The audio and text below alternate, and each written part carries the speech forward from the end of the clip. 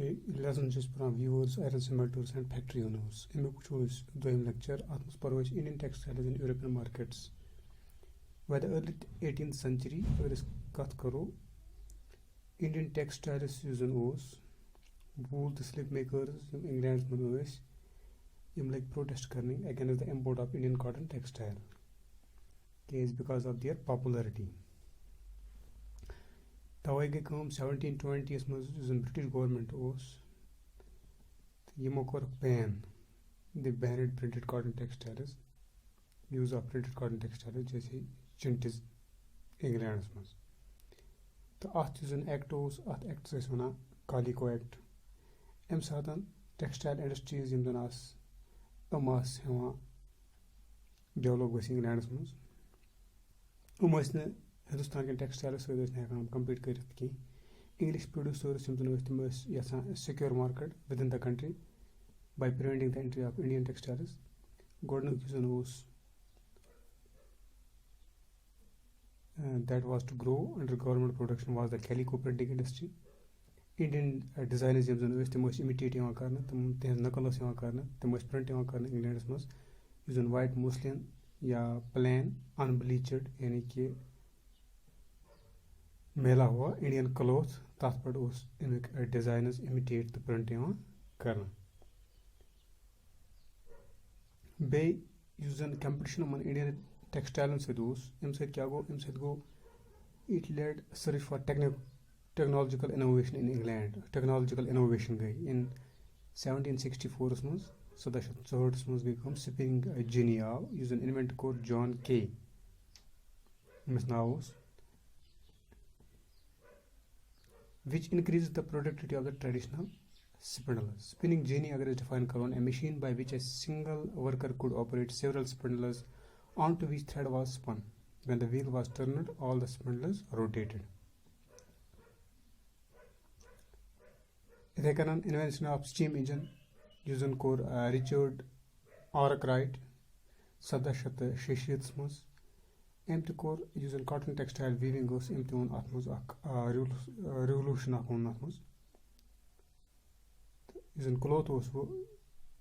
it was now woven in immense quantities and cheaply to Indian textile मगर यह तो dominate कर world trade world market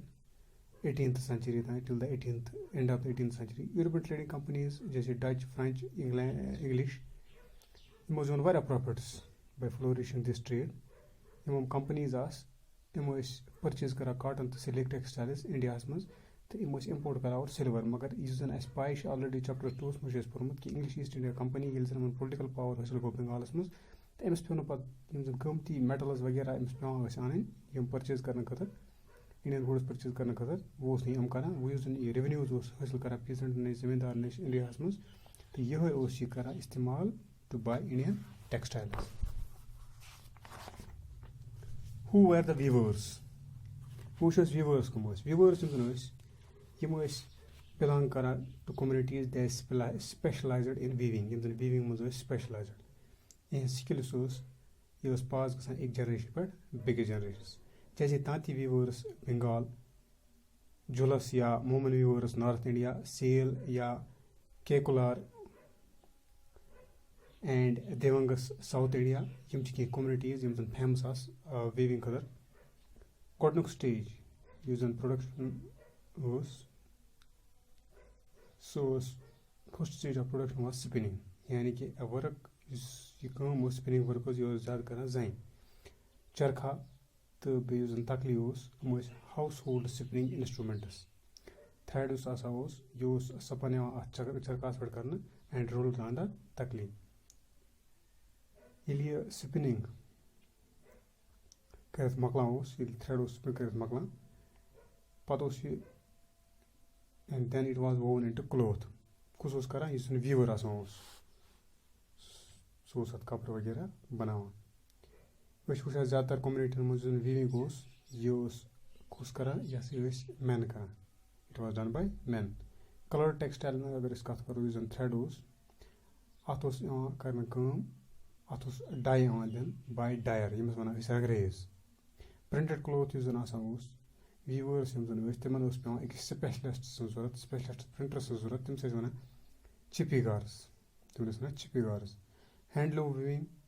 تہٕ یِم اَتھ سۭتۍ آکِپیشنٕز ٲسۍ ایسوسیٹ یِم ٲسۍ واریاہَن لیولیہُڈ دِوان مِلیَنٕز آف اِنڈیَنٕز یِم زَن ٲسۍ تِمن ٲسۍ یِم لیولیہُڈ فراہم کران د ڈِکلاین آف اِنڈین ٹیکسٹایل یُس زَن کاٹن اِنڈسٹریٖز برٛٹینَس منٛز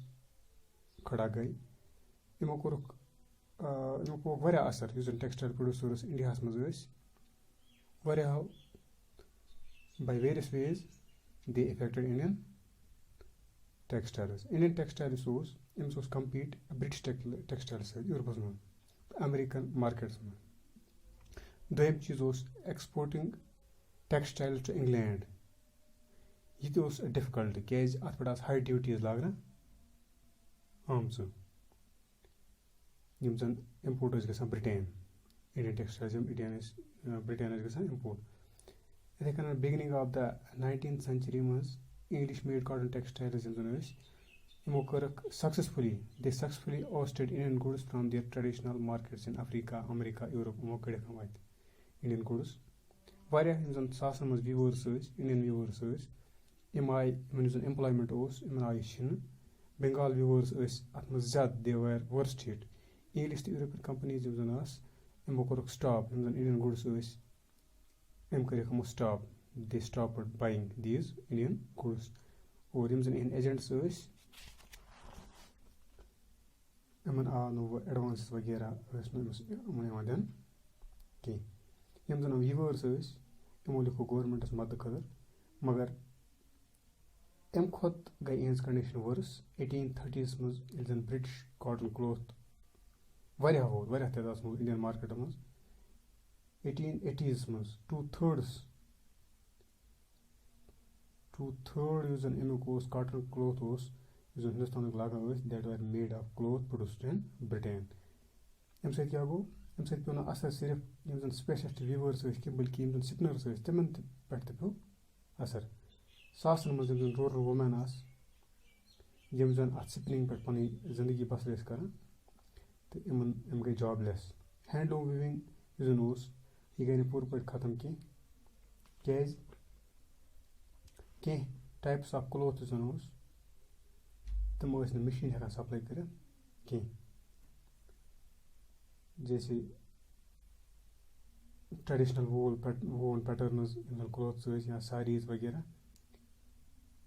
تہٕ یِمن اوس واریاہ ڈِمانڈ صرف نہٕ أمیٖرنٕے منٛز کینٛہہ بٔلکہِ یِم زَن مِڈل کلاس ٲسۍ تِمن منٛز تہِ ٲس یِمن ہٕنٛز ڈِمانڈ تہٕ بیٚیہِ اوس بیٛاکھ چیٖز یِم زَن مینوفیکچرٲرٕس کٕلوتھ مینوفیکچرٲرٕس برٛٹینَس منٛز ٲسۍ یِم ٲسۍ نہٕ پرٛوڈیوٗس کران سُہ پَلو تِم کٕلوتھٕز تہِ کینٛہہ یِم زَن یوٗز ٲسۍ کران یِم زَن پُور پیٖپٕل ہِندوستانَس منٛز ٲسۍ یِم ٲسۍ نہٕ تِم تہِ پرٛوڈیوٗس کران کینٛہہ تَوے اوس کُنہِ حدس تام اَتہِ ہینڈلوٗم وِوِنٛگ یُس زَن اوس یہِ ٲس چلان تہٕ بیٚیہِ چھُ اَسہِ بوٗزمُت شولاپور تہٕ یُس زَن ویسٹٲرٕن اِنڈیاہَس منٛز چھُ اینڈ مدوٗرا ساوُتھ اِنڈیا یِم زٕ ٹاونٕز گٔے emerge as important centres of weaving in the late 19th century تہٕ تَمہِ پَتہٕ during the national movement Mahatma Gandhi یُس زَن اوس أمۍ کوٚر لوٗکَن ووٚنُن دوٚپُن کٔرِو بایکاٹ تُہۍ کٔرِو boycott to import textiles and use hand spun and hand woven cloth اور کھادی یُس زَن اوس یُس زَن Indian home spun cotton cloth اوس اَتھ آیہِ اہمیت دِنہٕ یہِ بَنیو سِمبل آف نیشنلزم چرخا یُس زَن اوس لوگ کرنہِ اِٹ کیم ٹُو رِپرٛزنٹ اِنڈیا تہٕ پَتہٕ وٕچھ اَسہِ کہِ یہِ آو لگاونہٕ centre of the tree colour flag of the Indian national Congress adapted in 1931